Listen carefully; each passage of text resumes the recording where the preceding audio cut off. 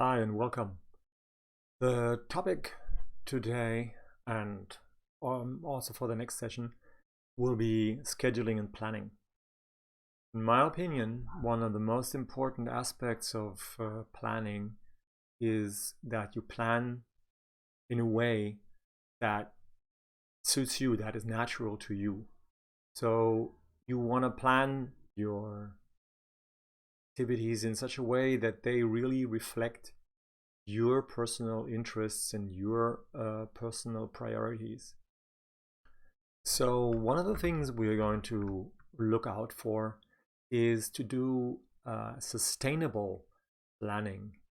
With sustainable, I mean that you plan your time in a way that you can keep this pace for a long term, that you don't burn yourself out, and that that the different aspects of your personality have sufficient room, so to speak, to be expressed, so that you do not feel that you're sacrificing something which, of course, in the long run, you would most likely not be willing to sustain. Okay, so with that little introduction, let's get started. The topic, as I said before, scheduling and planning. And of course, in order to do any meaningful planning or to even manage anything that you're doing, the first thing that you do need is data to go by. So you need to be able to inspect what you're currently doing, to make decisions based on that, on those facts, and to then possibly change what you will do in the future. So everything starts with having data. You can't just say, well, I mean, typically what we do when we don't have any data, we take some wild guesses. And those wild guesses are very likely off. They're based on some picture or some image that you have of what you're doing and how you should be doing it. But they're not based on the actual facts. So in order to analyze the current situation, you need the data. And in order to then change the current situation to a different future situation, you need to track the data on those interventions that you have taken to see whether they're effective and whether they take you to the situation that you wanted. I'm going to talk about different processes of time management or different approaches to time management. And all the ones that we are going to discuss here, they do need the actual data. So you do need to start tracking the data on how you spend your time in order to do meaningful time management for all of these processes. And as a consequence of the fact that these processes do need the actual data, an engineer needs to keep a time log and record all activities. My recommendation here is, as you practice this, to really track all your activities. Track the time it takes you to walk from home to university. Track the time it takes you to prepare your meals. Track the time you spend sleeping. Track the time you spend reading or playing computer games or whatever it might be that you do. Track the time on all your activities. That puts you in a much better position. Be aware of where and how you spend time, and to be able to allocate time to those things that you, for your personal satisfaction, feel is necessary. Now, don't take the judgment of anybody else. Take your own judgment. Don't try to follow the recommendations of how you should spend your time with other people. In the end, the way you spend your time must be a way that you can completely commit to, that you can subscribe to, that you say, this is the way I want to spend my time through the days, through the weeks, and so on and so forth. And all the things that are important to me are covered by this way of spending the time. I know I've said this before, but I want to stress this point because I feel that this is an important point. And I've seen in the past that many students have some kind of picture in their mind what they should do. And in general, it involves discarding some of the activities that they personally value, whatever. Some people might feel that they shouldn't be spending time on computer games. Well, if that's a favorite pastime of yours, if that's a hobby of yours, well, of course you should spend time doing it if that satisfies you. If that recharges your batteries, then of course you should do it. Obviously, you're going to have to balance the time you spend on it with time that you spend on other activities. Okay, what all these time management processes that we're going to talk about have in common is that tasks are categorized into categories that you define yourself, and that we then see how we spend time on the different categories. There are some differences concerning these different processes that I'm going to present you with as to how accurate the time tracking is or needs to be, whether interruptions need to be eliminated or whether they can be just left in there, and whether the process will in the end take care of these interruptions by itself. That might be a little fuzzy right now. Don't worry about it. I'm going to get back to the topic in due course, and you're going to see what was meant by what I just said. So there is the personal software process. The personal software process is what we're going to talk about most in this overview of time management, scheduling, and planning. On top of the personal software process, there is the team software process, developed by the same author as the personal software process. And then we're going to talk about evidence-based scheduling also. And that is a very interesting approach. It does need some software support, but it's a very interesting approach. And yeah, so let's get started. The personal software process. It's an approach that was developed, if I'm not mistaken, in the early 90s. We'll have to look that up to be sure. By Watts-Hess-Humphrey at the Software Engineering Institute. And it is taught in many contexts, inside and outside universities. And there have been studies that show that it's effective in improving an engineer's planning performance and the quality of the resulting product. Now, we're not going to go, I'm not going to go through the entire personal software process. That could take a course on its own, and I want to show you some of the highlights, some of the initial ideas, some of the key ideas that you can use as building blocks to eventually develop your own time planning, scheduling, time management habits. So the personal software process relies mainly on personally collected data for obvious reasons, as I just explained. And it defines software process measures for analyzing your data for some different quality goals. We're not going to go into those quality goals so much. But obviously, you look at how you spend your time, you look at how you want to spend your time, and then you determine how the software process, how you think the software process would have to be modified. And then, of course, you can compare whether the intervention that you performed, whether that actually gives you the result that you were after. The measurements of the change process then give you evidence of whether the goal was reached. So there are a few fundamental observations that underlie the approach to time management that I'm going to present here in this course.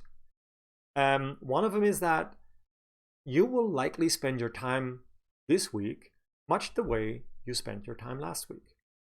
And that's true for everybody. Of course, there are sometimes catastrophic events or something like that that will throw you off, and or there's gonna be some change in your life, whatever. You move from one town to another, you change from one job to another, whatever that might be. You move out from the house of your parents, whatever that might be. But these things then will very likely lead to a change in how you spend your time from one week to another, exactly during that time that you do the change. But once you have then settled into the new context, you will very likely spend your time again one week, very likely the same way as the other week. That's just because, I mean, for one thing, we're creatures of habit. For the other reason, we have schedules, and if you work, for example, if your employer says you can come in anytime between 7 and 10 and then work 8 hours, well, during a weekday, well, then that's very likely what your workday is going to look like. You're going to spend about 8 hours every day working. And whether that starts at 7 or whether that starts at 9, that's not that much of a difference. Anyway, so that's addressing this first point. You will likely spend your time this week much the way you spent it last week. So another observation, I've already talked about that. To make a realistic plan for the future, you have to know how you spend your time currently. So you have to track the way you spend time. To check the accuracy of your time estimates and your plans, you must document those plans. You must document those estimates. Right? If you don't write down that you estimate that whatever the cooking for the entire week takes a total of 7 hours, if you don't estimate that, then at the end of the week, there's a good chance that you're not going to remember what that estimate was. Well, maybe you're going to remember the estimate for one category of tasks, but are you going to remember the estimates for all, I don't know, 15 categories that you have defined? Unlikely. So time estimates need to be written down, and plans on how to spend your time over a future period need to be written down so that you can compare them with what actually happens. Then, in order to make more accurate plans, in order to make plans that then turn out to actually be the way that you do spend your time, you need to review where your previous plans were in error. And what you could have done to be more aligned, could have done better. Doesn't necessarily mean that you would have had to stick more to the plan. It might also mean that you should have made a different plan. Yeah, so it's not just in one direction where you might want to make adjustments. In the end, what you want to manage your time, and therefore you want to plan your time and follow that plan. This topic or this subtopic is on understanding how you spend your time. In order to do that, what you will do is you will categorize your major activities. And these categories that you come up with, they are not cast in stone. They are subject to change over time. Maybe initially you come up with a certain pattern of categories that you want to apply, certain structure of categories that you want to categorize your activities into. But as time progresses, you find that this one category has a tendency to overwhelm all the others. It takes up maybe 90% of all my time spent. And I really want to be able to look at this more fine-grained, at this block of time. So you break up that large category into smaller categories. And likewise, you might find that one category that you initially found was interesting turns out to take so little of your time that you decide to merge it with some other category, I mean. So I'm not saying that this is necessary. I'm not saying that you must absolutely break up a large category that takes up a lot of your time into smaller categories, you might also come to the conclusion that this is all well and fine, and you do want that category to account for this much of the time you spend. The important part is that in order to understand your time spending, you want to categorize and you want to review those categories. You want to review after a while of using those categories, whether those categories are a good fit for your time planning. So then you go ahead and you record time spent on each major activity. And of course, you categorize those activities according to your category structures. What you need to do is you need to record the time in a standard way. So what that also means is that most likely you don't want to change the categories every day. You want to keep them for a while and see how well they work out until you have a strong feeling that a change in the categories will be of benefit. Don't change them too lightheartedly, because that makes it more difficult to compare more recent recording to recordings that are further in the past. So you want to record your time in a standard way, and you want to keep the time data in a convenient place, and nowadays that is your mobile phone. The raw time data that you collect, you want to keep them in your mobile phone, because that's what most of you take with you everywhere you go, and so you always have it handy, and you can always record a start of an activity or the end of an activity if you used your mobile phone to do it.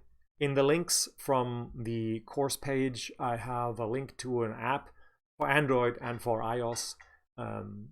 Last time I checked, the iOS app was for a fee. The Android app was for free. I don't know why they do it. It's the same app, but apparently on iOS they charge money for it, and on they don't. Last time I checked. Keeping notes. I already mentioned this a few minutes ago. Keeping notes is an important thing to do. You want to keep your time estimates and the actual time spent. You also want the plans that you have when you are going to start doing something. You want to keep track of tasks that have been assigned to you. You may want to keep track of design ideas and insights. So it's a very good idea to do a lot of note keeping about your thought process. This has various benefits and various purposes. For example, I mean, that's what we've been talking about all the time. Data gathering. You want to keep track of the time you spend on certain activities. So you want to have data on how you manage your time. But also, if at a future time you need to provide evidence that you did due diligence, if something went wrong, then it's that's just one piece of evidence. If you can go back to notes and you can say, okay, we did this and this and this and this, and we had that meeting, and during that meeting that was discussed, and we talked about this problematic aspect of the project, and so on and so forth.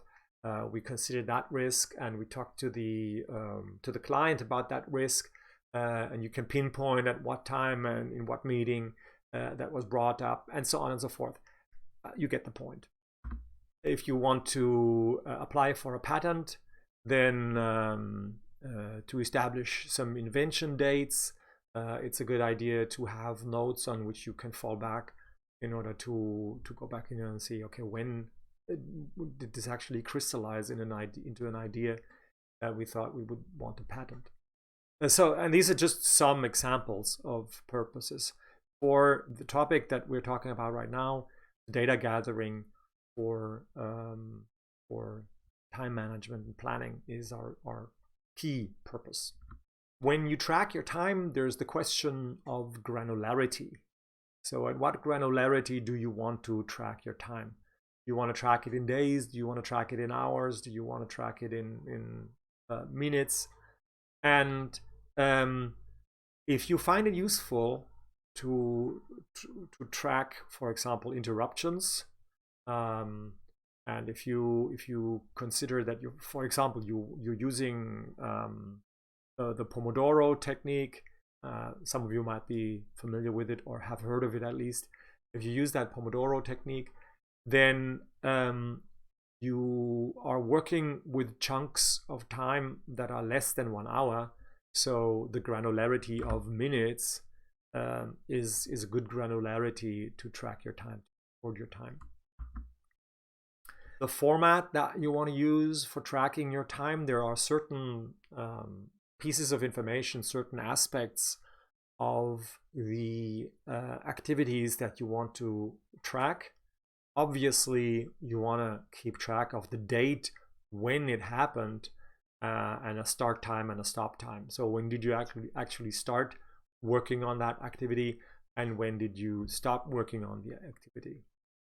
As an example, I started recording this video 45 minutes ago, so I would mark that at the start of this recording, and by the time I hit the stop button and I start editing, I would then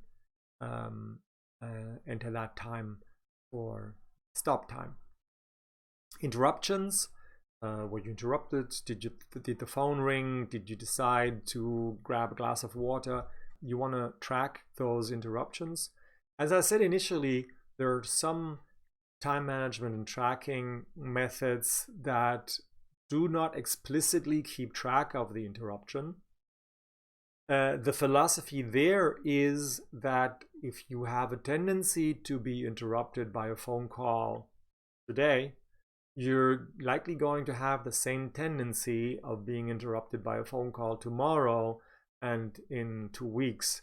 And you're likely going to be answering that phone call for the same amount of time.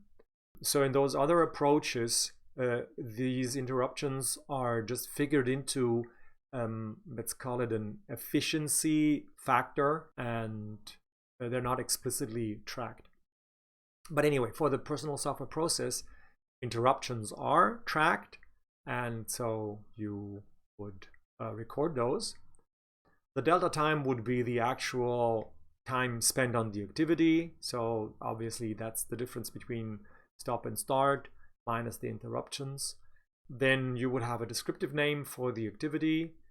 You would have some comments and notes that will be helpful for analyzing the time data. For example, what was the nature of the interruption? That would be a comment. Or if you, for example, if you do some reading for a class, if you found the chapter extremely difficult to understand, you would maybe make a note there, because the difficulty that you experience would help you analyze the time data in comparison with other readings that you have done in the past. Then we have a tick mark, basically, was the task completed? Obviously, you can work on a single task in several activity periods, so it's not necessarily the case that whenever you stop an activity, that the task was actually completed. Maybe you have some programming assignment or another course, and you work on it, and you stop, and you get back to the same task for 2 or 3 times before it is actually complete. The units are the task size. So we're going to talk about measuring task sizes a little bit later. Let's say for the sake of right now, for an example right now, you measure the unit of reading in chapters, let's say, just for the sake of having an example. Some more detail on the interruptions and other events. I already mentioned that PSP requires careful recording of interruptions. The goal is to learn to accurately predict the pure work time for the tasks, but there is a secondary effect that is very, very interesting, because you become more self-aware, and that is a very nice side effect. You become more self-aware as to what are you currently doing, what is my current activity mode or my current focus. You become aware of that focus and you become more sensitive to interruptions. That is not to say, don't get me wrong, that is not to say that you should avoid the interruptions, right? I mean, by all means, if your girlfriend calls and you want to talk to her, pick up the phone. But there might be some types of interruptions that when you are aware of what your focus is, you are then in a position to decide, do I want to take that interruption or do I want to pass that interruption by and maybe get back to it later? You know, I mean, a missed call by some whatever former fellow student from your high school days that you haven't talked to in a long time, and maybe you don't want to take that call now. Maybe you want to call him back when you decide to take a break. So this is an important effect. It's not the primary goal. It's not the primary stated goal of keeping track of the interruptions in the personal software process. The primary goal is to learn to more accurately predict pure work time for the tasks. But this secondary effect should not be underestimated. This self-awareness of focus and it's empowering in a sense. It's empowering because you're no longer just on autopilot reacting to every interruption. You decide more consciously whether the interruption is allowed to interrupt you right now. There is another approach to interruptions for evidence-based scheduling, and I've already given you an idea of what that is. We're going to get back to that a little later. Okay, obviously you want to mark completed tasks once they are completed. That's an event. When you complete a task, that is an event you want to record. And the number of pages you read, the number of source codes you've written, or if you measure reading in chapters, the number of chapters you read. All these interruptions should be recorded. Another aspect of tracking your time is completeness and accuracy. You do want complete and accurate data. What does that mean? Well, it's not really helpful if you leave out certain activities and then you have data for only a subset of the activities to go by. So you want complete data in the sense that you want your time tracking data for all the activities, and you want it accurate, meaning you don't want to just guess, oh, I think I started at 10 doing that, when in reality you started at 9:30. If you keep track of your time in the granularity of minutes, half an hour is quite a lot. You want to keep your time log with you at all times. For example, a note-taking app on your telephone, time tracking app, a logger like I'm linking to from the Moodle page of this course. And in case you forget to track time, well, as soon as you remember, remedy the situation. Whatever it might be. You can, if you don't have your phone with you for whatever reason, you can track time on a napkin. You can track time by using just a pen and writing it on the palm of your hand, writing the start time of an activity on the palm of your hand. Whatever else, and update your master log as soon as possible. If you forget tracking an activity completely, well, as soon as you can, estimate how long you spent on the activity and update your master log as soon as it is possible. You can use a stopwatch to track interruptions, or if your time tracking application has a pause play for an activity, you can use that. You might at first think that this is excessive, but it's a quite simple thing to do if you get into the habit of doing it. And then it becomes second nature, and it just gives you a better feeling for the interruptions. And it contributes to that secondary benefit of tracking your interruptions that I mentioned earlier. Summarize promptly. Don't let the data sit around without analyzing it. So summarize the data every Friday. If your work week goes until a Friday, every Friday afternoon, summarize your time data and do the planning for the coming week.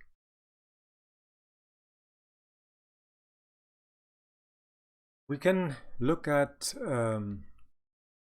two different kinds of plans, the period and the task plan. They are basically just two different perspectives, if you want, two complementary perspectives.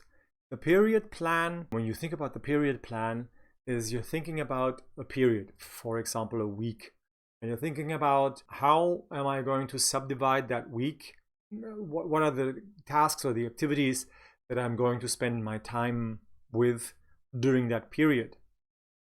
So you look, the starting point is the period that you want to allocate, and you think about which activities am I going to allocate during that period at what times. The task plan is complementary to that. You look at the overall task and you think about when am I going to allocate the times to work on that task over the next few weeks, over the next day, over the next month, over the next year, whatever stretch you're looking at. So the period plan and the task plan, they're complementary plans. For the one, you look at a period and you think about how am I going to allocate time to my different categories of activities during that period.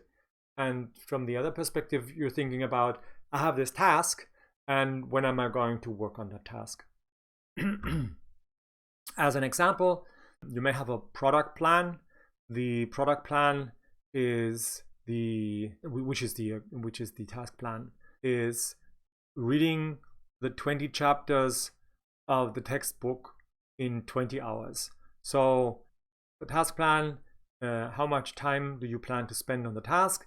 The task is you have 20 chapters of some textbook to read, and you plan to read that in 20 hours. So that would be the task plan.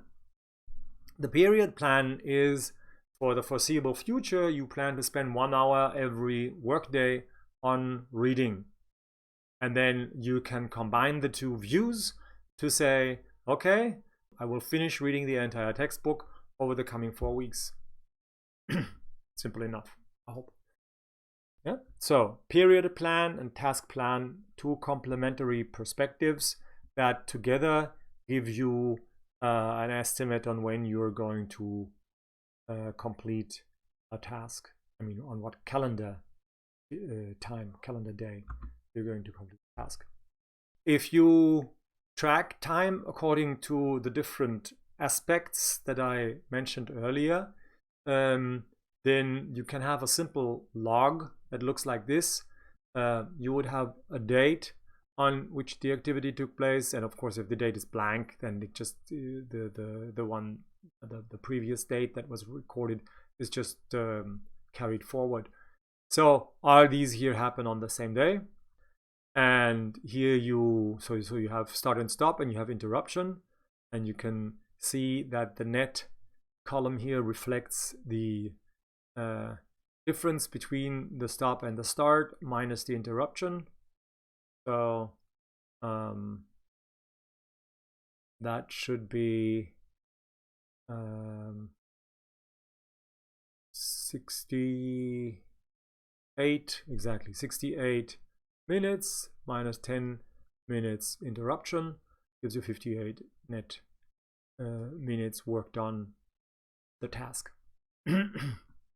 You can see here in the column C, we have a tick mark here, or it's checked here.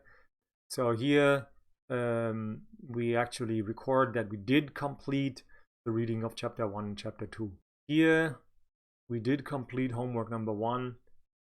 Here we did complete homework number 2, and so forth. We're measuring, at this time, we're measuring the homeworks in entire units. If this is a programming course, you might want to choose a different measure, maybe the expected number of lines of code, or something similar, to have a more fine-grained measure, but we're going to talk about these types of size measures a little later. What else is there? There is some comments here: break chat, break phone. So that refers to the interruption. There was one interruption of 6 minutes. There was one interruption of 5 minutes. One was where somebody took a break, whatever, to get some water or whatever. Another break to have a chat. Here, the name of the person we chatted to is recorded also, and you can abbreviate that, break, phone, chat, whatever. That's remember, the whole purpose of this is for you to get a better understanding of how you spend your time, and therefore what you use, whether you use abbreviations, whether you use some symbols there, whatever you use there, that's totally up to you. The activities here are categorized, and that's the category. So there's one category going to class, there's one category programming, there's one category reading text, there's one category review. Those are the categories, and these here are the individual task descriptions. Based on that, based on these time recording logs, we can then have weekly activity summaries. The information from the time recording log is compiled or summarized in the weekly activity summary, where here you see these columns. They are headed by categories, and you will find the sums for every day of the activities there. So for example, is there a day here there's a day here, the 9th of July, where we spent time programming, and we spent time programming again after lunch, let's say, and these together would be 96 minutes, and that's what we can find here, the 96 minutes on Monday. That is the summary for the entire category for that day, and then we can sum that across the day, and we can sum that across the categories, and that gives us a better picture. Underneath these totals here, we see the comparison to the previous week, where we can compare the total that we did this week with the previous totals. Obviously, since this is the first weekly summary we look at, there is no previous week, so that's all empty. And the current week's totals, well, the total are just come from up here, but they would then be figured into a running average, a running max, and a running min. If you want to have more statistical functions applied to it, well, you can come up with more. But the average and the max and the min give us some starting points for estimating future tasks. This is the next week after that. So let's say in week number 2, numbers are like this, where we spend again, well, I mean, not surprisingly, if the class schedule is the same, then not surprisingly, we will find the same numbers here.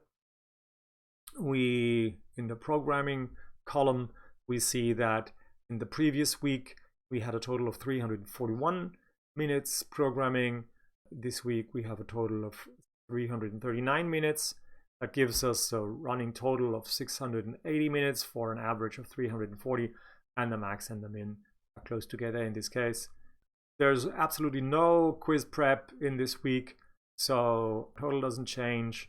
Our average per week, of course, is half of the total that we have, and the max and the min are just carried over from the previous week. There's quite a bit of difference between the reading text activity as opposed to the previous week. There was only 146 minutes there. There's 224 minutes now, for a total of 370 minutes, and you see the max is 224 and the min is 146. Yeah.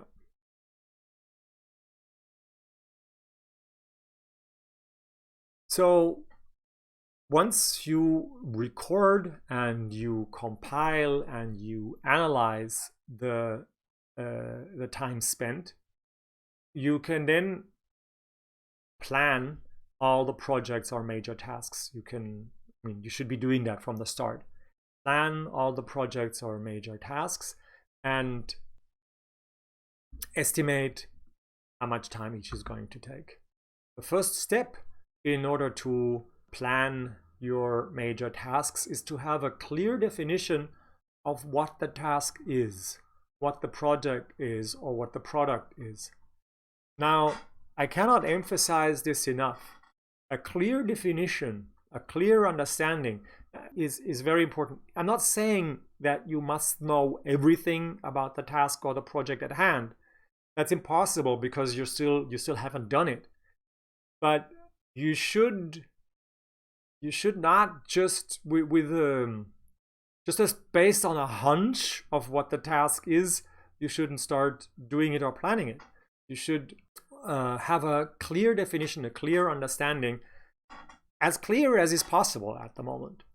Obviously, as I said before, as you progress through the task or through the project, or as you develop the product, there are going to be additional aspects of it that you previously didn't know, and that might force you to change your plan. That's entirely possible. But still, that doesn't mean, just because of that, doesn't mean that you should discard all definition of the project and clarification and just jump into it head first. This is a recurring theme that you most likely have heard in a previous lecture that you took. You want to know what before you consider how. So again, that takes some discipline and some practice to actually learn to apply. When you think of the tasks, don't think of how you're going to achieve something. Think about what it is that needs to be achieved. So you want an outcome or result-oriented perspective, not an activity-oriented perspective. For example, you want to plan to complete the next homework for a particular course. You don't want to plan to work on the next homework, right? You want to plan how you want to plan what you want to do. What is it you want to do? You want to complete the next homework. So that's what you're planning. Then, once you have specified that, once you have a clear definition of what it means to complete the next homework, then you consider, how am I going to get there? And not activity oriented, not just work on the next homework or discuss something with a colleague. What's the outcome of that discussion supposed to be?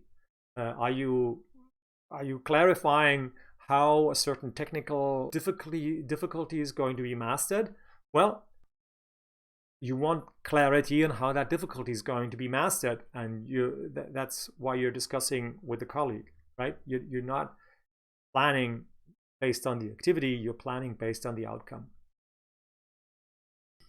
So task plans include the size and important features of major tasks, projects, or product, the features that belong to it, and the size.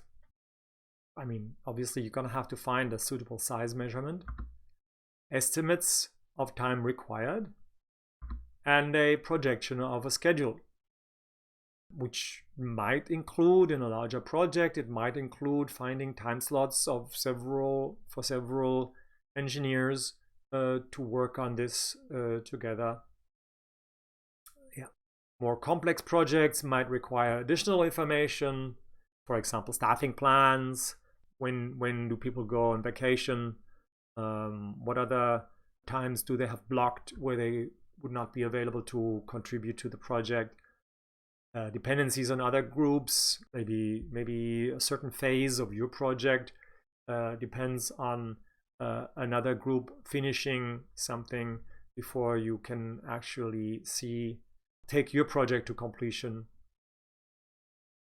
So the recommendation is from now on, make a plan for every major task. And if you estimate that it takes days rather than hours, then break it down into smaller tasks.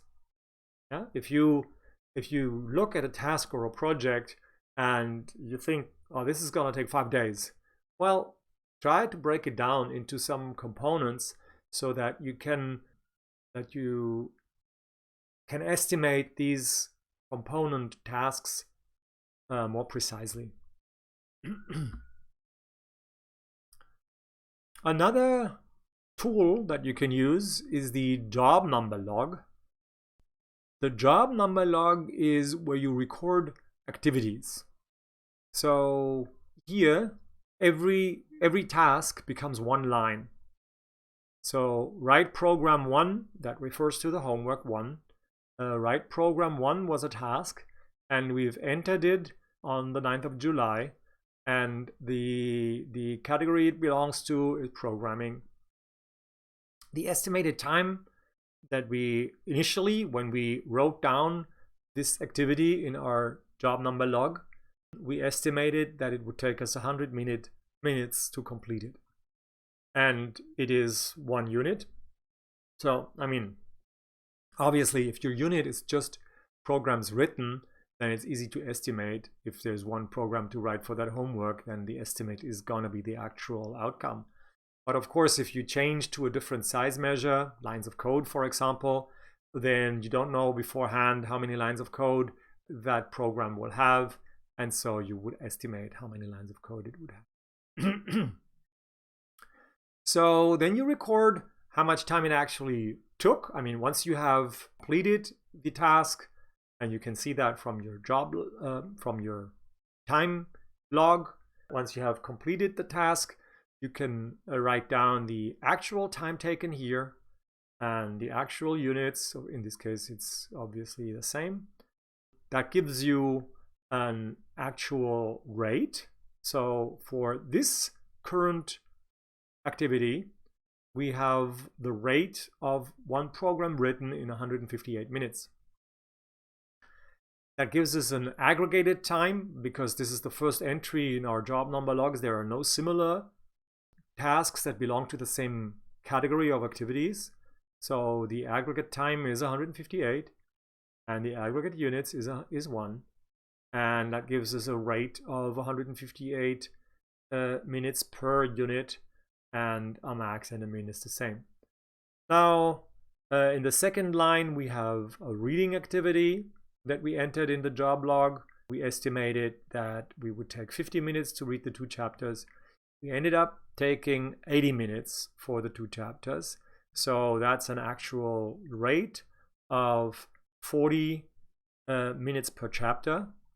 And yeah. So in the third activity, we're programming again. Now it gets interesting. We have 1 program to write, and based on our previous experience with the programming, well, we had a rate of 158 minutes per program, and that was also our max and our min. So that's the best figure we have to go by.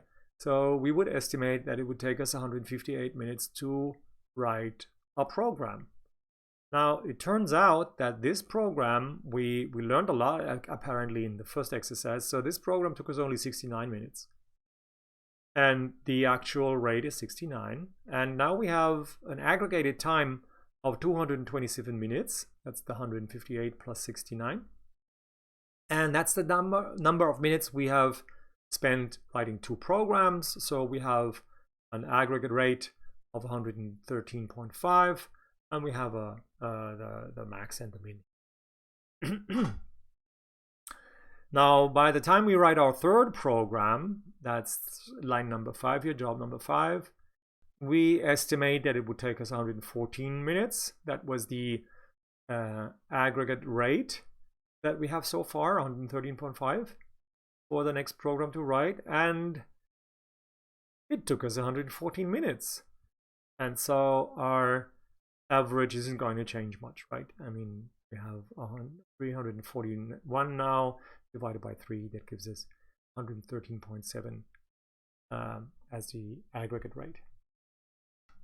The last line is interesting. I mean, the other lines you can pretty much make out all the components by following what I just did. The last line here is interesting because it's only partially filled. This is a task that we have scheduled and we haven't worked on yet. So there is no, or we haven't completed it at least. So we can't say how much time it actually took us, and we cannot say what our actual rate is and what our new aggregate time is and so on and so forth. We cannot calculate. Setting up a spreadsheet to fill in these running averages and max and min is pretty straightforward. The only thing that's not entirely forward is that you have to go by the category that you have here, and you have to aggregate these only over those that have the same category. But I mean, that's also not magic to achieve. Yeah. So what I'm trying to say is a simple spreadsheet program into which you feed the raw log data that you obtain from some app can serve you well here.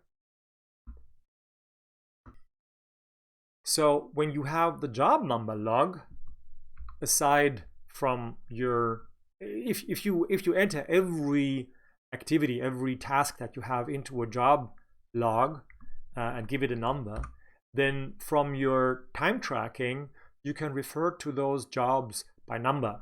Now, of course, there's still some that don't have a number, attending class, going to a lecture, or reviewing a material for some quiz.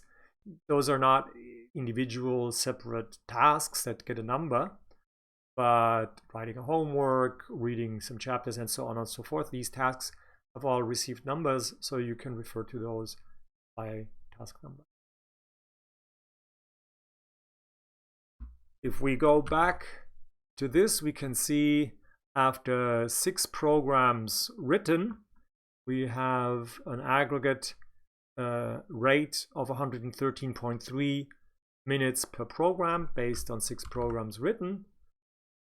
And so a simple planning heuristic would be to say, okay, let me estimate that my next program is going to take about 2 hours to write.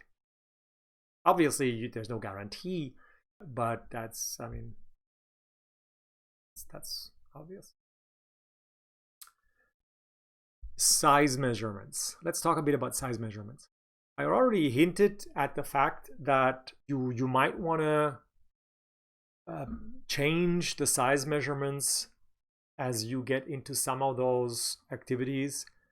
And let's look at the process of reading a textbook. Initially, let's say you started out measuring the units in chapters. So the units that you looked at were chapters.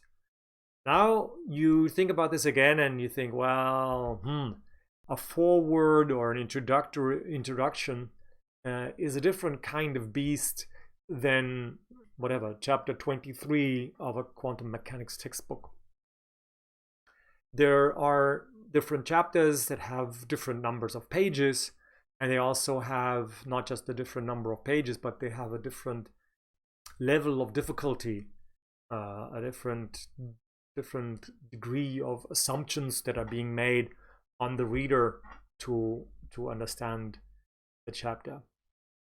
Initially, by just following the observation that different chapters have different numbers of pages, you can decide on a measure number of pages. Maybe at a later time, you find that you want subcategories for reading.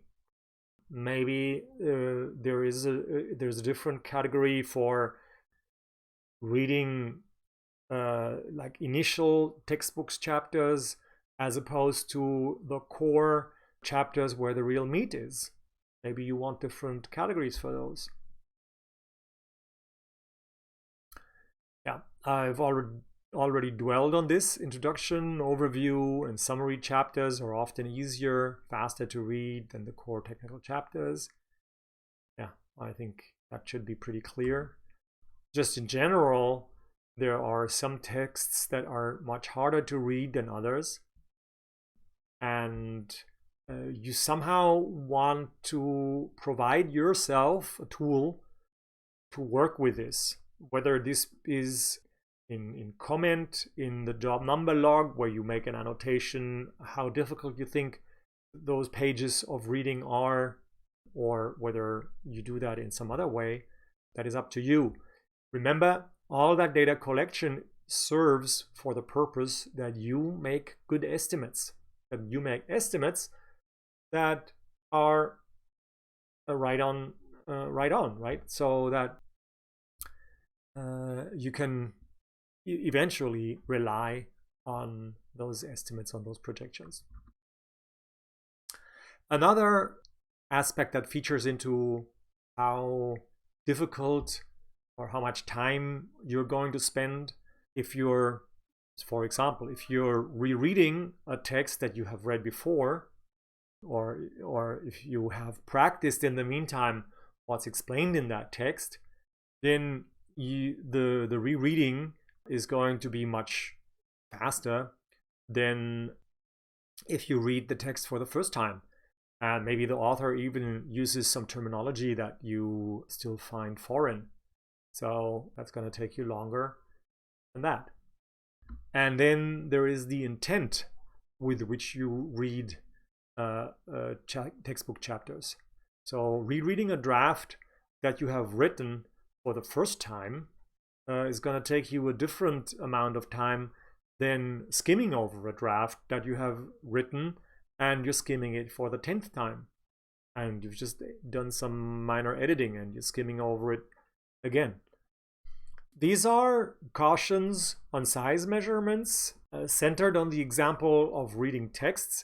But of course, similar cautions apply to other activities.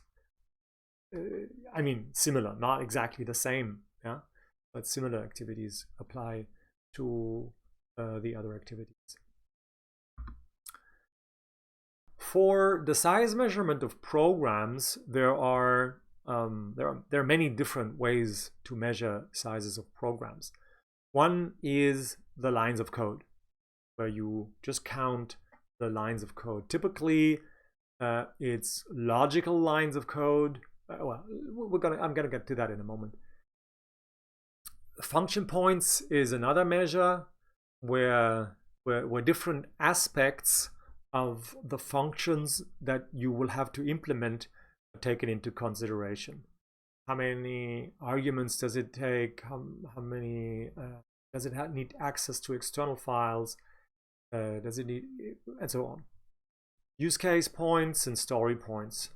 Use case points is where you take a use case, which is a description of a use case, and the team has assigned points to it for measuring how difficult the team thinks this use case will be to implement.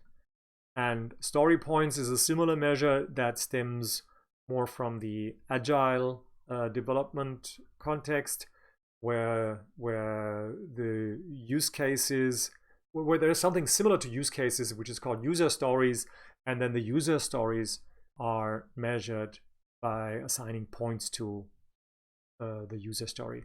Again, based on how difficult the team thinks the user story is to implement. There are some comments here on the measure of lines of code.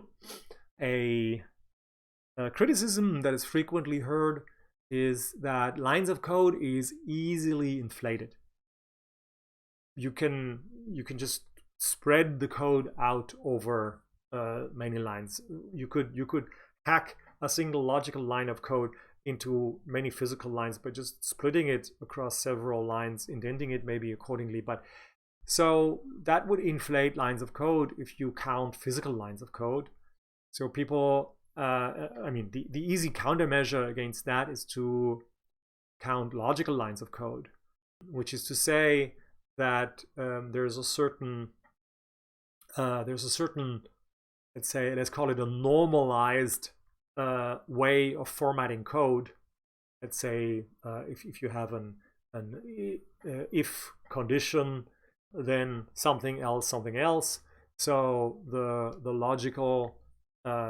natural way to format this, let's just assume that that's our convention, is to have the if and the condition in one line, and then to have possibly across several lines what there is to do in the then branch, and then again possibly across several lines what there is to do in the else branch. And the if and the condition and the else is counted as one line, and however many lines it takes for the then branch and however many lines it takes for the else branch, that would be in the end the number of lines allocated to that whole block. So the point I'm trying to make is there is some, against this inflation by just splitting lines of code across many physical lines, there is the remedy of counting only the logical lines in some normalized, properly styled way of writing down the program, pretty printing it. Then there is the criticism of low-level versus high-level programming languages. There has been a study quite a few years ago. I think the study might already be like 30 years ago or something like that. There has been a study, it's just 20, not entirely sure. Anyway, there has been a study where the output of software developers was measured. And it was measured starting with assembly language and through different levels of abstraction of programming languages up to very high-level programming languages. And the finding was that the output of correct lines of code is the same, pretty much across all programming languages. It's just that with the high-level programming languages, the programmer wields more power. And so program, let's say it's 4 lines of code, 4 correct lines of code per day, let's just say. Then of course in a low-level programming language, you're not wielding as much power. So the effect of what the program does of those 4 lines isn't going to be as profound as if you have a very high-level programming language. But that's a very interesting finding. So yeah. But what we can say against this criticism of lines of code, low level versus high level, is that the project normally has settled on a certain programming language to use, and then there isn't really a choice. There isn't really a choice of which programming language the programmers are going to be using, because that decision has already been taken. And so if the project uses programming language A, then it's going to use programming language A throughout, and therefore the expected lines of code, the measure is then consistent across this project. That's maybe what I should say. The source code can be more or less complex. It's possible that if the problem that's being solved, if the solution needs to be complex for whatever reason, because the problem is complex, then the lines of code do not capture this difference in complexity. What one can, that's certainly true. So this is like with the number of pages in the reading of the textbook. There are some pages that are more difficult to understand than others, and there are some solutions to be implemented in source code that are more complex to implement than others. So this is something to take into account. The pure number of lines of code by itself is going to be insufficient to take care of that difference in complexity. When you talk about function points, you are considering inputs and outputs to functions, whether any inquiries to, for example, a database needs to be made, whether internal files need to be created, or whether external interfaces need to be used in order for the function to conduct its business. So you count all these and that gives you a measure for these different categories, and that's what describes the expected complexity of function points. Now, it's very interesting to learn that there have been scientific publications that have shown that the function points measurements correlate with the lines of code. So that's very, very interesting, because usually we would expect that to give us a clearer picture and to possibly not correlate with the lines of code, because we would expect that this is possibly capturing some aspects of complexity that we're not capturing in the lines of code. But it has been shown that this does correlate with the lines of code. Story points, that's where we use user stories. User stories are a way of capturing requirements from the perspective of a user. It's not necessary that a user actually tells you the user story, but the developers capture the requirements that the users have in the form of user stories by telling a story as a user would possibly tell the story about using the system. And then the team can allocate points to the user stories based on how difficult they think or how much effort they think the implementation of that user story would be.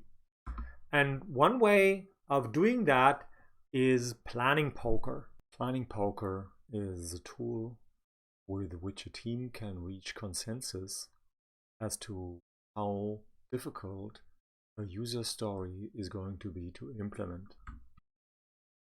When a team conducts planning poker, what happens is that the product owner presents one user story that is then discussed among the team in a question and answer session, where every team member has a chance to ask the product owner or the other team members questions to clarify certain aspects of the user story. These are then answered so that every team member has the feeling of having a good understanding as to what is involved in the user story. Once this phase is passed, the team members then play numbered cards face down onto the table. Each team member has a stack of cards with all the different values for the estimate, for the effort estimate. And each team member plays such a card face down as to not reveal their estimate to the other team members. The idea here is that each team member gives their estimate without being influenced by any of the estimates from the other team members. For that to work, it is important that during the question and answer session and during the discussion, no hint is given as to how long anybody involved thinks this is going to take, how much effort anybody involved on the team thinks this is going to take. So in particular, you do not want to explicitly mention, I estimate this to take 10 days, or this might take 10 days, but you don't even want to mention something like, I think this is going to be as hard as such and such, which you estimated just before. Any mention of an estimate before the cards have been played consists of anchoring. So what that means is there is a tendency that if somebody has given a hint that they estimate something to take 10 hours, for example, then it's very unlikely that other team members are going to say it's going to take 1,000. It's very likely instead that they're going to maybe give an estimate that is closer to what the what was first mentioned because of the anchoring. That anchoring is what we want to avoid. In order to do that, the team members then simultaneously reveal the cards. So every card is taken and is flipped over so that we can see the estimate. And what happens next is that high and the low estimate get a chance to justify their choices. Why did the team member who played the highest estimate, why did they choose this number? Why did they choose to estimate this long? And why did the team member who played the card with the lowest estimate, why did that team member choose to estimate this low? So we have some more discussion here going on with the team members considering the justifications for the high and the low estimate, after which there is a repetition of the process starting from playing the cards face down. If in that second round of playing the cards face down estimates, there are still estimates that are way above the others or way below the others, then possibly the team is just not yet in a position where they can give a consensus on how much effort is involved. In that case, the user story is put aside and will be revisited at a later time when the team has possibly learned more about this user story due to the fact that they have worked on other user stories in the meantime, and they have a better picture of what may be involved in the implementation of this user story. Sometimes you want to make estimates for larger programs. In this case, it is a good idea to decompose the larger program and to think about the components by themselves. You may also find it useful to keep data for different kinds of functionality separate, so that you have one category that you keep track of calculation, so programs that involve calculation, mostly parts of programs that involve calculation, the parts of the programs that involve storage handling, storage management, storing, the parts of the program that are concerned with the user interface. And you can also apply this, for example, to the user stories. You can think about how much calculation is involved in this entire user story, storage, how much user interface aspects, how many user interface aspects are involved in it, and then to think about each of these in turn and to estimate the efforts separately. How large will each of these be? And for the measure, you can use, like I said, you can use story points on a user story, or you can use lines of code for the different categories. You can use the minimum and the maximum and the average that you're keeping because of the weekly summaries and the job number log that you're keeping. In order to manage your time, you use historical data. From that historical data that you're keeping, you can see how you have spent time in the past.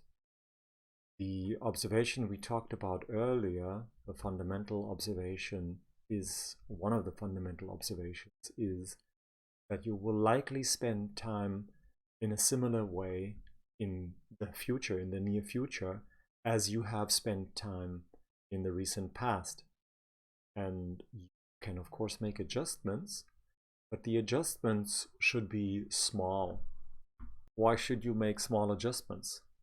Well, you want to make adjustments that can be sustained, which means that you want to make adjustments so that you're likely to keep this adjustment in place after you have made it.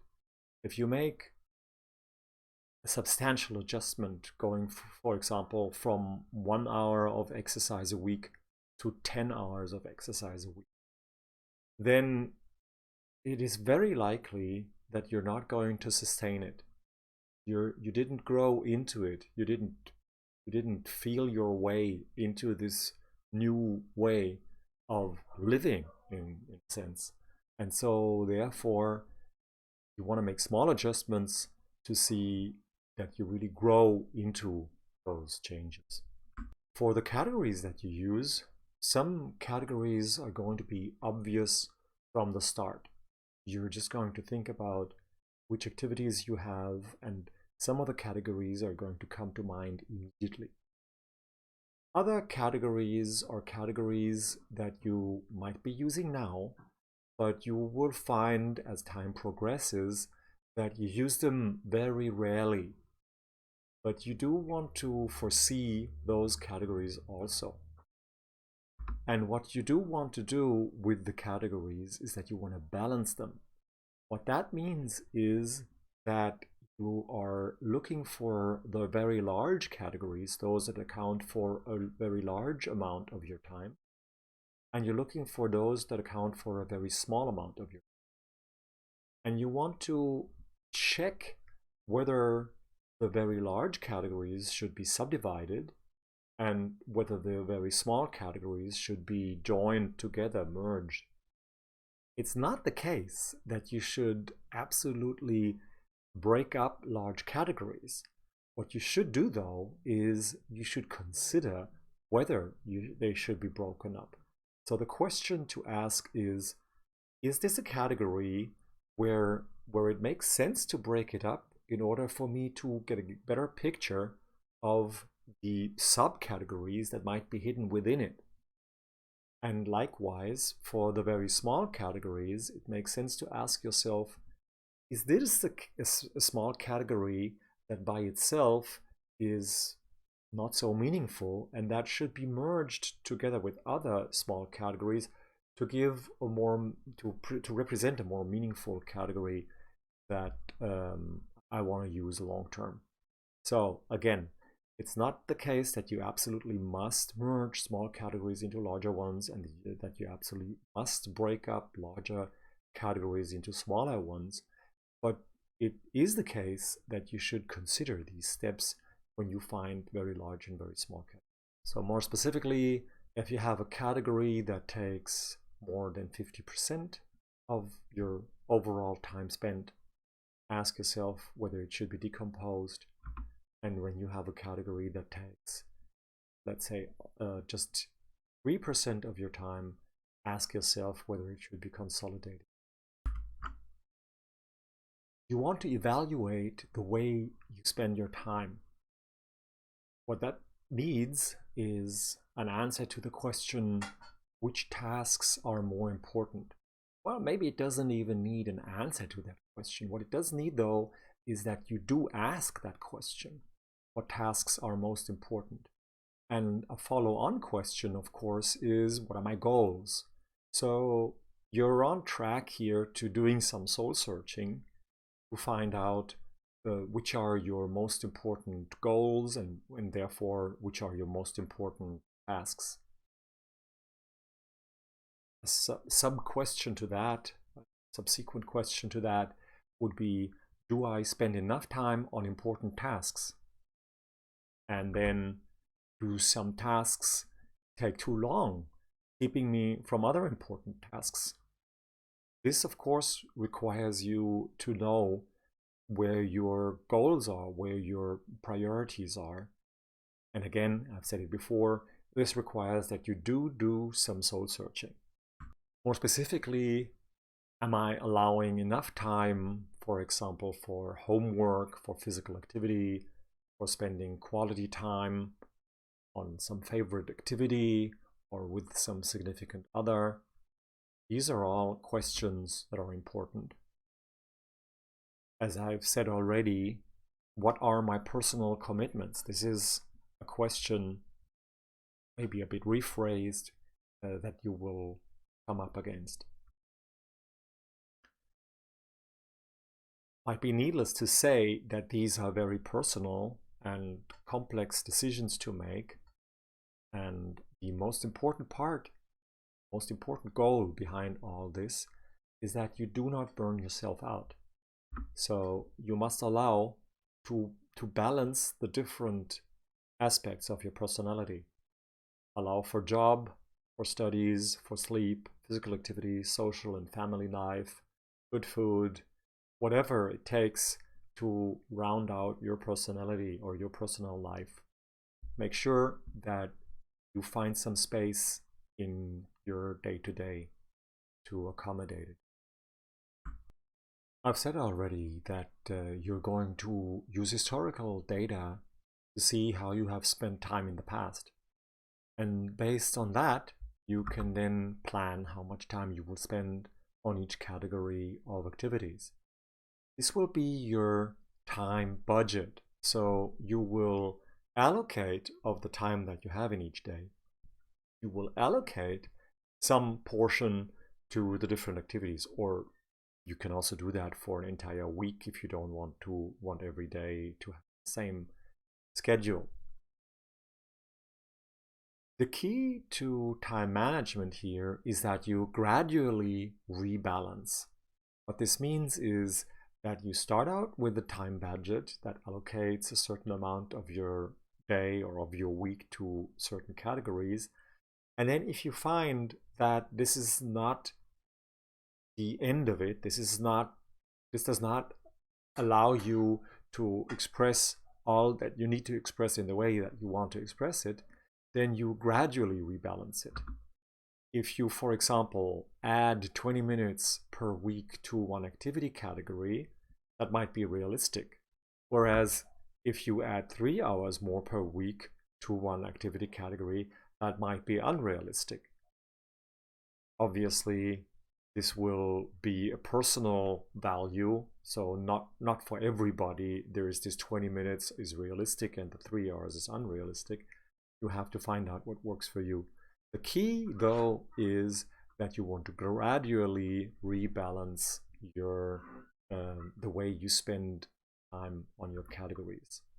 In the end, the goal is to have a sustainable time budget, which in turn means that it's a time budget that you want to follow. It's a distribution, an allocation of time to the different categories that works for you and that you want to follow. I now have a few words for you on finding more time. First and foremost, you won't. The day just has 24 hours. You will not find more time. What you can do, however, or what you can try to do, is to reallocate time. It's possible that there is previously unallocated time that can be allocated. However, that is rare. Why? Well, just because you didn't label the time that you're spending doesn't mean that you didn't do things during that time. So it might appear to be unallocated when in reality you have been relaxing, just staring out to sea, meeting friends, hanging out with friends, doing whatever else. You just haven't labeled it on your schedule, and therefore it looks unallocated, but you were doing things during that. What is more likely is that you will consider all your commitments and that you will find that you have to compromise. There is a chance that you will have to cut back on something a little bit in order to give more room to something else that you find equally important or maybe more important. Let's look at an example. Let's say each week you are used to doing 6 physical exercise sessions, each at 75 minutes plus 15 minutes to shower, to change, and so on. So we're looking at a total of 540 minutes that you're spending on physical exercise every week. Now, let's consider an alternative, a slight change that might give you the same satisfaction or it might not, but it definitely is going to save you a few minutes sometime every week. So let's say you're considering switching to 3 sessions of physical exercise that are let's call them the hard sessions, where you do 100 minutes of physical exercise, you sweat a lot, and have take 15 minutes to shower, change, and so on. And then you do another 3 mobility, light stretching, no sweat sessions, each at 30 minutes. And since you're not sweating, you're good with 5 minutes to change. And so we're looking at a total of 450 minutes every week. You have saved 90 minutes every week. Now, I'm not saying that you must do that. I'm just saying that if you are inventive, then that inventiveness might bring about an alternative that gives you the same satisfaction, or at least a very similar satisfaction in some category, but it takes less time. What it comes down to is that you want to come up with a time budget, an allocation of times to different categories that you want to follow. The emphasis here is on that you want to follow that time budget. What says Humphrey's book on the personal software process then suggests that you construct a summary that summarizes the activities even more, that condenses them even more. And it suggests grouping them by fixed activities, required activities, and discretionary activities. Now, I don't like these terms very much. In particular, I do not like the implication that discretionary would be activities that you could leave out. You're not going to stop eating or sleeping and so forth. You shouldn't stop doing these others. So discretionary is not a term I would use here. However, I would use the suggestion to summarize the activities even more than before, so that you get a better, more comprehensive view of these activity categories. Once you have developed a time budget that you want to follow, and you have identified commitments that have a fixed time when they need to take place, you can then project a schedule for the upcoming week or the upcoming weeks. We have some activities here that need to take place at specific times. The classes, they have specific times when they take. And the person making this schedule has decided to set aside 1 hour here between 3 and 4 on Monday for reading, and the time from 8:30 to 10:30 on Tuesday for programming, and so forth. And we can see here the total times that have already been committed, that we have already allocated. And we can see in the columns the total time per week that we have allocated. And so we can find out whether the schedule agrees with our time budget for the week. As I have said before, it's important to think about what your priorities are, and from that, of course, then derives what the highest priority items are on your job number list, for example. And there are certainly some tasks that should be done at specific times, for example, going to class. There are other activities that you might want to do as soon as you have the time, and it's important to think about those and to find out which is which and to allocate them accordingly. Often, when we estimate how much time an activity is going to take, we have a range of durations. We come up with a best case and with a worst case. And we can do that for all the activities that contribute to some sub-project or project. Now, obviously, one way to look at this would be to sum up the best case scenario and to sum up the worst case scenario. And then maybe to find a most likely scenario that's somewhere in between. The question is, should we communicate this most likely scenario to a client? Should we tell the client, most likely, the project is going to finish within 17 days or less? Is that something that we should communicate to the client? Let's look at this graph here. This graph gives us the results of a Monte Carlo simulation. What was done? So for the numbers that we have here, we assumed that the distribution of times between the best case and the worst case is uniform, that every duration between 4 and 8 days is equally likely.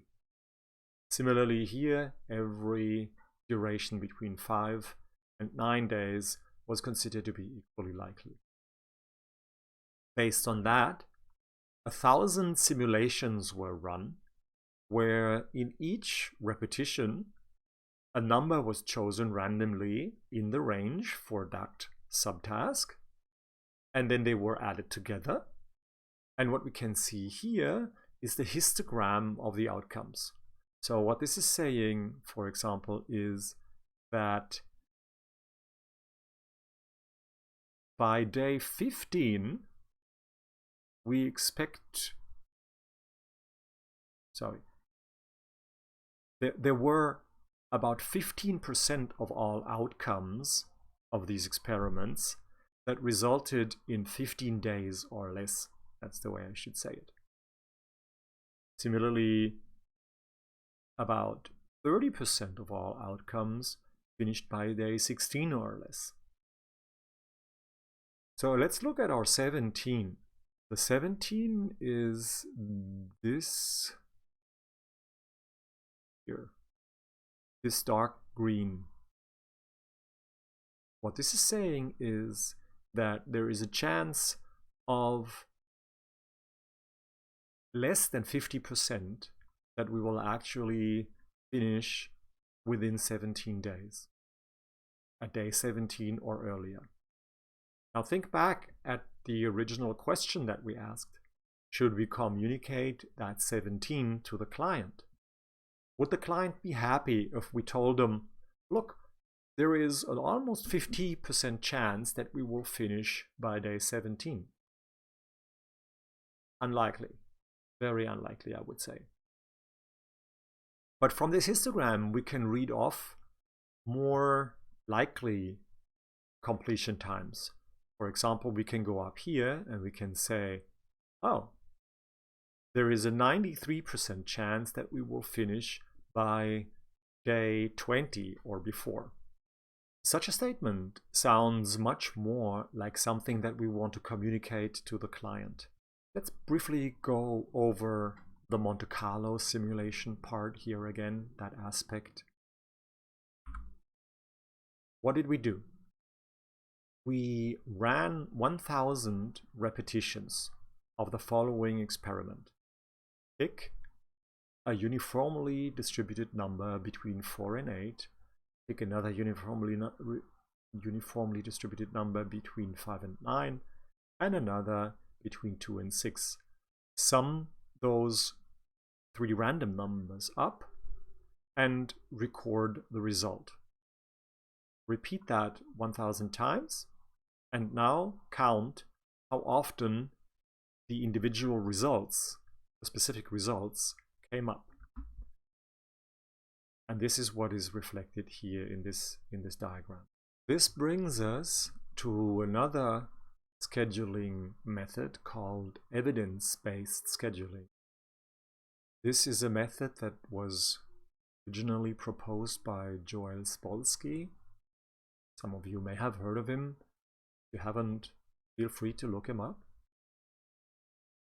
With evidence-based scheduling, what we do is that for every task that an engineer might be assigned to, the engineer estimates the time that the engineer thinks the task will take, and we record that time. We also then record the actual time taken, and these two values together give us a factor. We can call it just a factor, an estimation factor, let's say. So that's the actual time divided by the estimate that the engineer gave. That gives us a factor by how much the engineer is off with their estimate. Now what we do is that we let all the engineers that are involved in a project make estimates on the tasks that they will be working on. And we pick, for each engineer's estimate, we pick a factor from the recent factors that we have for that engineer, in order to make a projection as to what is the most likely outcome for this specific experiment for that engineer's estimate. And we run a lot of simulations, again, Monte Carlo simulations, so we run a lot of experiments in this way, and we summarize how often the individual outcome occurs. For example, we may run 1000 repetitions, and in each repetition we choose for each task a recent factor for the engineer assigned to the task, and then we generate a histogram for those different durations. Based on that histogram, we can then read off the probability for the entire project to finish at a certain time. Of course, that implies that our estimates are really uniformly distributed. One tool that I want to draw your attention to is Task Juggler. You can think of it as a kind of programming language for describing projects and for then automatically scheduling activities of the project according to availability of resources, including human resources, load factors, different costs of employing different resources, and so forth. So this would be something that you would look at for larger projects where the time scheduling plays an important role up front. Another important concept in the context of scheduling and planning is the work breakdown structure. It's a hierarchical breakdown of the overall project, and it is deliverable oriented. So what is the deliverable of the overall project? The overall deliverable might be decomposed into several components. The work breakdown structure itself would be one such component. And what you do in order to develop a work breakdown structure is that you start with the overall project delivery, decompose it into more manageable components iteratively, and you consider the size and the duration and the responsibilities for each of those components. You break down the components iteratively until you come to components where the estimate of their size, of their duration, and the assignment of responsibility is simple, is easy, is something that you can consider straightforwardly. The result is a tree structure where you start with the overall project at the root, and then you break it up into components. You break up those components and so forth. There are some principles or guidelines that apply to work breakdown structures. The first one is the 100% rule, which states that the work breakdown structure must capture all the deliverables. That should be pretty clear why. The work breakdown structure is supposed to give us an idea of how much time and how much effort is going to go into the project. If we're not accounting for all the deliverables that the project has to produce, then we're not accounting for all the time and all the effort that is going to have to be spent. So, in the work breakdown structure, we must account for all the components, all the deliverables that make up the overall project. There also must not be any overlap between the components or subcomponents. Why is that so? It's pretty easy to see that if there would be overlap between two subcomponents, say there is one subcomponent that is just duplicated as a component below this subcomponent, this side, and as a component below another subcomponent on the other side. Now, what would happen if this were the case? Well, in reality, we would not be developing this identical component twice. But for the effort calculation within our project, we would be counting it twice. And so we would get an incorrect projection as to how much effort the overall project will be. Another principle is the principle of outcomes. We want the elements, the components that are listed in the work breakdown structure to be outcome oriented. So we're not interested in the work breakdown structure telling us specific actions or methods or approaches to take. Instead, we want the work breakdown structure to be focused on the outcomes, the results, what needs to be done, not how does it need to be done. Another principle is the principle of detail. What is meant by that is that the terminal elements must be realistically estimated. So we want to go to a granularity of components that we are fairly sure we can realistically estimate the size, the duration, and so forth. So that we can say it makes no sense to further decompose these components in order to produce a measurable deliverable. And then in the literature, you will find the 80-hour rule, in literature on work breakdown structures. The 80-hour rule says that terminal elements, they should not involve an effort of more than 80 hours. Now, in my opinion, that is still too coarse a granularity. 80 hours, that's 2 person weeks. That's a lot of time. That's a lot of work. That's a lot of effort.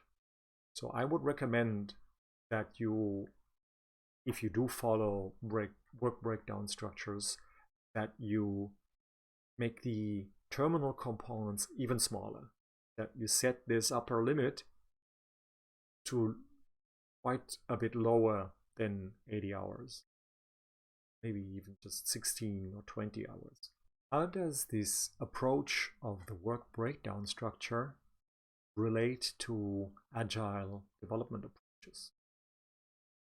In agile approaches, we want to define a non-hierarchical collection of tasks. These tasks should be independent. Why is that so? For one thing, you think about the agile development process, then you want to allow the product owner to select for any sprint which features should be completed during that sprint. Now, that is only realistically possible if there isn't any interdependency between the tasks. If the product owner would choose this one specific feature here to be implemented from the product backlog on a certain sprint, and that would pull in a whole cluster of the whole hierarchy, the whole tree above that component, then it's quite possible that this is too much work to be completed in one sprint. So this is undesirable from an agile perspective. So instead, the tasks for an agile approach are defined in a feature-oriented way. That is to say that an individual feature, maybe a very narrow feature, is defined, and that is going to be a user-visible feature. An example here would be from time logging, because that's the topic we've been talking about for quite a bit of time now. A feature could be to keep starting and, it should say, ending times. Feature could be to keep starting and ending times for activities. Now, that feature has aspects across different categories of implementation. So there are some aspects that are related to input and output. There are some concerns as to how the user interface must be designed or adapted, screens that have to be provided. There are concerns with validation of date and time to take place in the user interface, by the user interface only allowing the input of valid dates and times, or the user interface is more lenient and the validation takes place at a later stage. There are concerns of storage. Where are these starting and ending times stored? Is there a need for caching them in the front end on the device where they're entered until such a time when the communication with the backend can be reestablished? Or can they only be entered when such a communication with the backend is active, and so forth?